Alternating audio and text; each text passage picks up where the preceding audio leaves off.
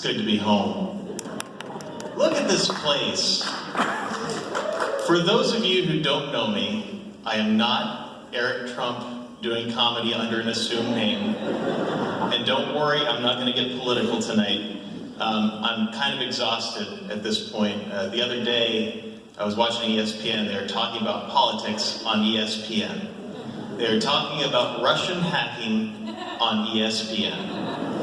I don't have a joke for that. I just want you all to know I'm going to be watching exclusively cartoons from here on out. Like I said, I am from here. Nancy mentioned I live in Bakersfield now. I remember growing up here, I spent the first, 99% of my first 22 years of life, I spent within 10 miles of this building. I remember going to Super Duper on 21st Street. Yeah. You guys remember Super Duper. I remember going there with my mom, and she always tells people that when I was little, I'd say, "Mom, don't talk to anyone." Now she thinks it's because I was embarrassed, but it's because I knew that if we went in there and Mom talked to everyone that she saw, it'd take an hour and a half.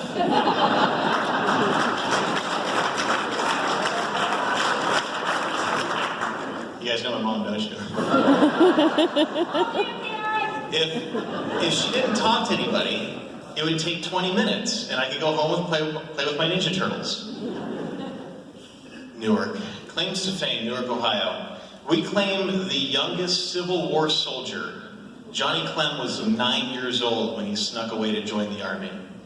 We also, the youngest law enforcement agent ever killed in the line of duty was lynched right here in downtown Newark.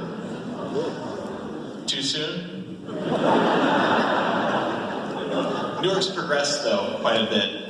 Not too long ago, Newark made national news when a guy got a DUI for driving a motorized bar stool. This town knows how to party. The county seat of Licking County. You run into some problems sometimes when you live in Licking County. I remember when they started implementing the internet in the schools, and they put up site blockers, as you want to do, because you don't want kids going to certain websites. But at first, you couldn't search anything that said licking. I have to explain to friends in California that the Licking Valley Girl Scouts are an actual organization.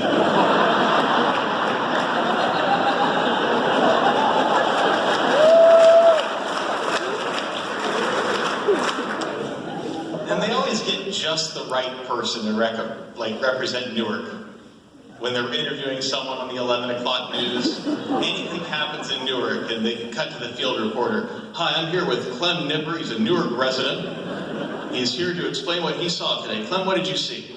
"Well, I was watching a NASCAR race. My dogs were barking out back more than usual, so I went to tell them to shut up. I walked out and saw my neighbor's trailer rolling down the hill." I'm one to talk, though. I live in California now, and I don't want you to think I live in some fancy, sophisticated part of California. I live in Bakersfield, California, which is really more like extreme West Texas. You still get NASCAR, you still get pickup trucks, and this is kind of a nationwide phenomenon, but some people have decided that the best decoration for their trailer hitch looks a lot like male genitalia. I've decided this was funny one time. It was funny for the first guy to ever do it. Everyone else, joke-stealing hacks. Some things I like about California, some things I don't like about California. One thing I don't like, a while back, I was going to bed one night, I saw something scurry underneath my bed.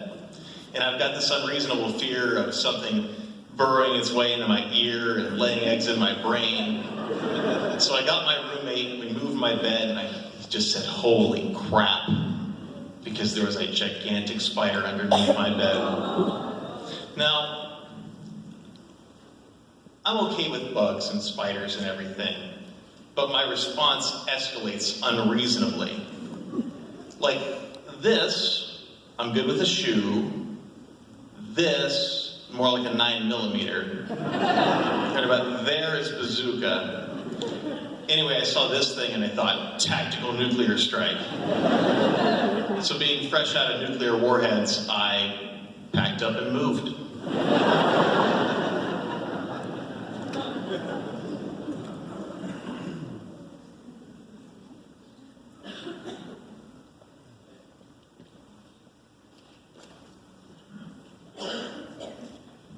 Something that I really do like about California is medical marijuana. It's so nice. You go to a doctor or a doctor, and he gives you a card that is a pass into the dispensary, or as I like to call it, the weed store. It's so great. There are just shelves of marijuana and edibles and chewables and just everything you could possibly want. It's so much nicer than going to a drug dealer. Now, a drug dealer is a friend of a friend, if you're lucky.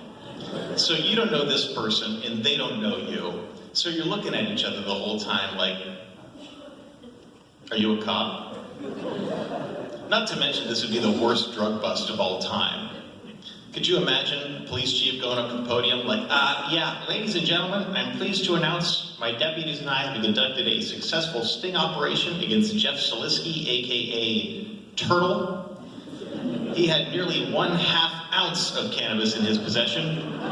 We believe he intended to distribute to as many as a half dozen individuals who no doubt intended to get stoned and buy Doritos and Slurpees from local merchants.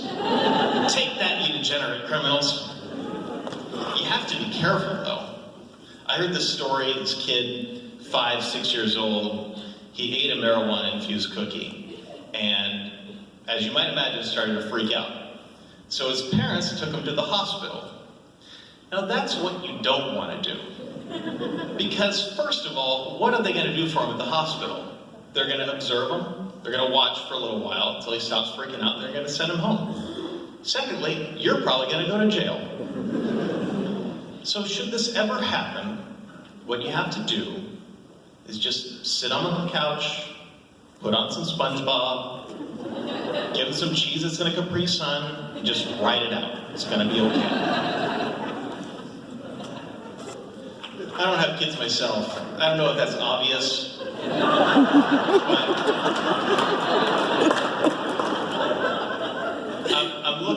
I'm looking for that girl. So I'm on Tinder. And I've noticed that on Tinder, if you're a guy like me, you get matched with robots. And you get to see a whole bunch of pictures of girls in your area who don't want to date you.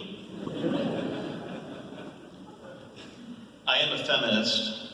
I'm not afraid to say that. And I've discovered that women get harassed a lot.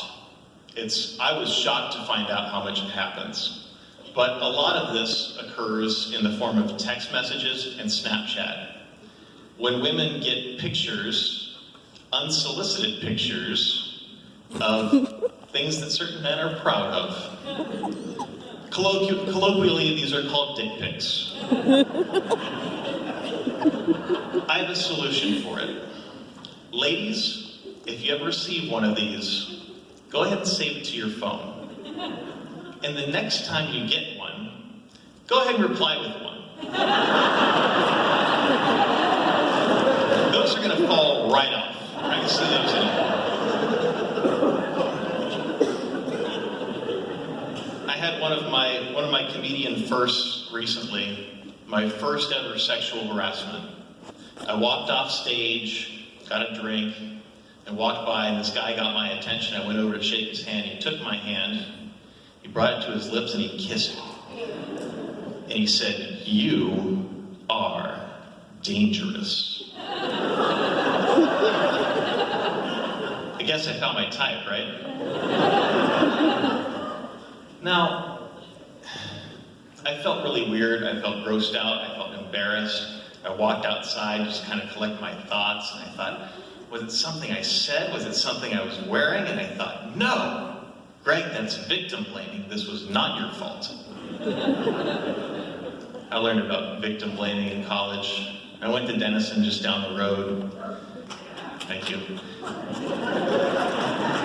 When I was there, I spent one Christmas break giving campus tours. And when I wasn't doing that, I was looking at, I was filing and looking at applications. And one day I was going through applications and one email address caught my eye. And it was spelled DAT_NIGGA_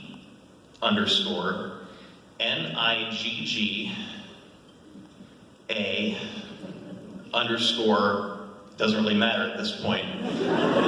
But I thought, if this is the email address that you're gonna put on your college application, when I turn the page, at least let it say that you're African American. Caucasians.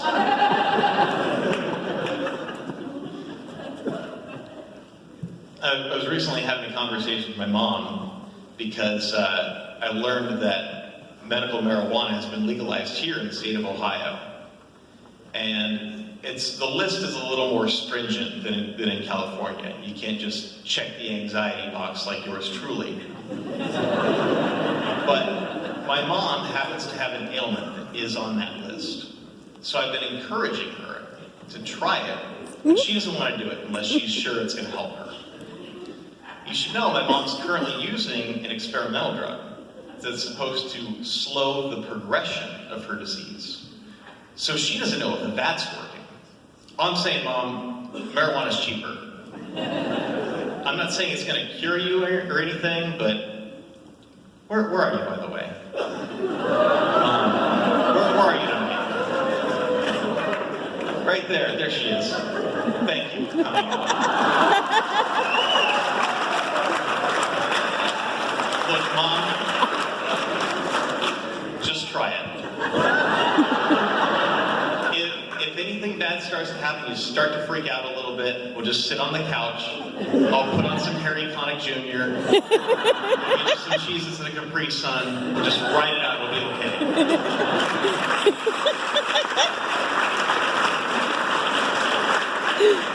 Thank you guys for coming out. You've been a wonderful audience. Before I get off stage, I want to thank specifically my mom and dad. This would literally not be possible without you. Mom, if you're the source of so much of my material, Dad, you're the reason. You give me that sense of humor to be able to use it. Everyone, thank you so much for coming out tonight. My name is Greg Dellner.